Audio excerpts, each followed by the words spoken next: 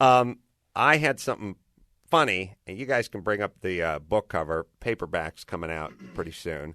And there was the whole controversy about, on the back of the book, not Taco Bell material, the whole part about I was a carpenter like Jesus, except for I didn't gouge the elderly, which I feel like was fucked up like 10 ways to Sunday. Because first off, no one, including James Baby Doll Dixon, my agent, understood the joke. So it was a picture of me and hanging out and with my tool bags on, building someone's house, and it says, me in my early days, I was a carpenter, just like Jesus, except I didn't gouge the elderly. So this is the updated version. This is the updated version. Well, first off, the first version said comedian Adam Carolla in his early days as a carpenter, he was just like Jesus, except he didn't gouge the elderly. And they were underlining he and Jesus and stuff like that. And somehow the joke got lost. I got a message from my publisher saying I asked everyone on the floor, and it turns out that no one could think of any instances where Jesus gouged the elderly.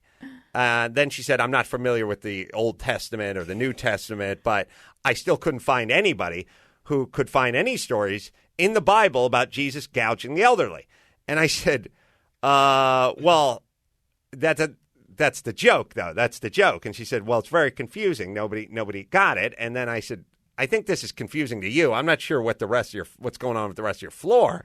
And then she said, then I talked to James Baby Doll Dixon, and he said, baby, not only did Jesus not gouge anyone, but especially the elderly. Let alone the elderly. And I do enjoy it when people make the joke for you.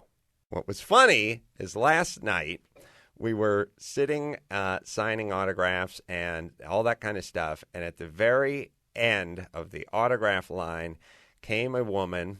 Mike August is doing what Mike August does, and he's taking pictures. And he says she's wearing a USC hoodie that looked like it had been around the block just a few times with her in it, possibly a little behind it. Oh, my God.